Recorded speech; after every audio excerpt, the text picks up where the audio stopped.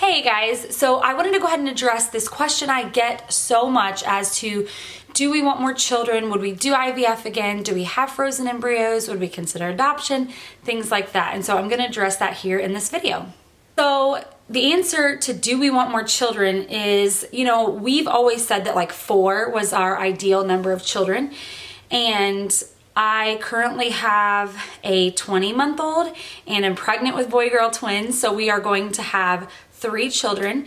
And so it would make sense to think that maybe we'd want to try for one more, but I have had numerous ectopic pregnancies. And so they had to remove both of my fallopian tubes, and that's why we really had to do IVF. So I cannot get pregnant naturally ever. Like there's no way possible to get pregnant naturally. I don't have fallopian tubes. So that will never happen. And as far as IVF goes, like would we do it again? The answer to that's definitely no. And the reason being is, number one, is that we wouldn't want 2 or 3 or 4 more children. We would only want maybe 1 more child if we did decide to go that route. And when you do IVF, there's a definite possibility of harvesting more embryos than you want, so we wouldn't want to go through IVF and get 3 or 4 embryos, and we really only want 1 more child. And for us, life does begin at conception, and any life that's created has to have the chance to, be born into this world. So we're just not comfortable doing it again because we don't want more than 1 more child. So we're really just content with 3.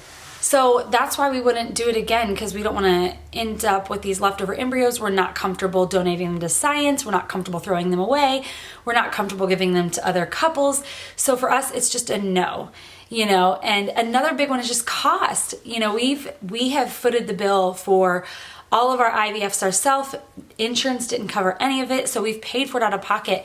And it feels really good that from here on out, we don't have to save for IVF. There's no more saving for like this future medical procedure. We're done saving for IVF, and we can start saving towards other things and different financial goals for our family. And now we have 3 children to take care of, almost. So we don't want to go that route again. And I've even had a friend ask the question, well, what if one day your insurance covers it? Because that happens. There's different states are starting to mandate IVF coverage, or certain jobs cover it, which is awesome for people who work there. But the answer to that would still be no. Like even if it was free to us, like insurance covered it, I definitely think the answer is still no, just because again, if we wanted another child, it'd be 1 more, not like 2 and 3 and 4 more. So we just wouldn't even go through that process. And here's the deal, like even if I got 1 embryo, I'm still terrified that it would split into identical twins. This pregnancy, if you haven't followed our journey, started out as a triplet pregnancy. They put 2 embryos in and one of them split into identicals. And we did lose that baby at around the 10, 11 week mark, but I wouldn't want to take that chance again either. The answer to all of that is no. We do not have any frozen embryos from Abram's cycle or the twin cycle. So these are our children. We have 3 children, and we've had people ask us, would we consider foster care and adoption? And that story is a lot more complicated, and that answer is a lot more complicated, and I probably won't ever answer it just because, it's something really personal. But we've been down both of those roads. We've been down the adoption road multiple times. We've been down foster care road and taken the classes, and for us in the end, it just wasn't what was right for our family.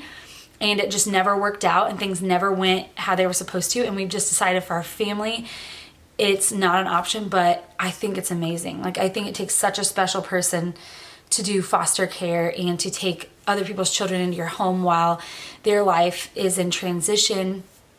And I equally think adoption is so necessary and so important and so amazing. It's just something that for our personal situation would never work out for various different reasons. So I would love to support others in adopting, and I think I would definitely do anything I could to help someone else bring a child into their home. So the answer to all of those questions is we do not have any frozen embryos.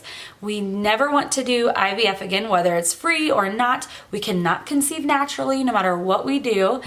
And for us, options like foster care and adoption just aren't in the cards, and they aren't on the table. So for us, it's these 3 children.